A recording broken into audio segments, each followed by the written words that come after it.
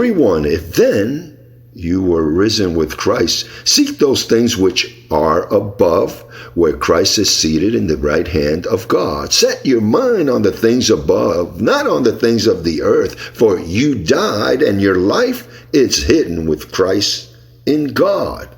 If you have what? Risen. Pastor, so I've risen? Yes, your spirit was dead and it was enlivened, not your flesh. Your flesh is alive, but this is a spiritual resurrection, and one that has been risen, that has already been enlightened spiritually, must seek the things not of this earth.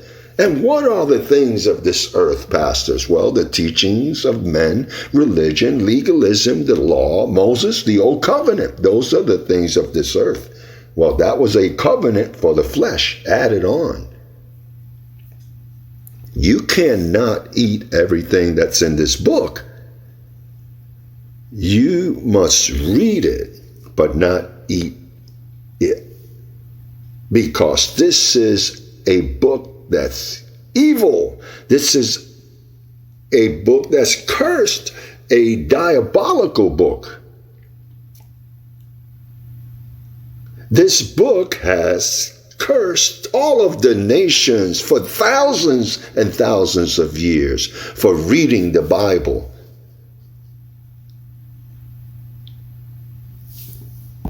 Pastor, but that is the book you're using. Yes, but I am in the new covenant.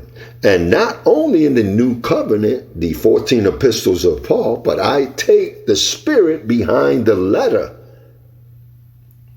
Because even the writings of Paul, if you read them in the letter, you're not going to understand. That is why you sometimes are confused when you hear a pastor speaking on the radio about grace. Oh, I heard the pastor speaking of grace. He don't even know what he's talking about. I heard him speaking of grace and predestination. He's almost on the other side. On the other side is where he's remained. Because you can read grace in the letter. There has to be a submission to understand grace. You have to understand it's a process. And you have to apply it and believe it and live by it and deliver yourself to that. Galatians 5:16. Wait, let's go to Philippians right there, so we don't move too far. Philippians, just before Colossians, look at what verse 17, 3:17 says.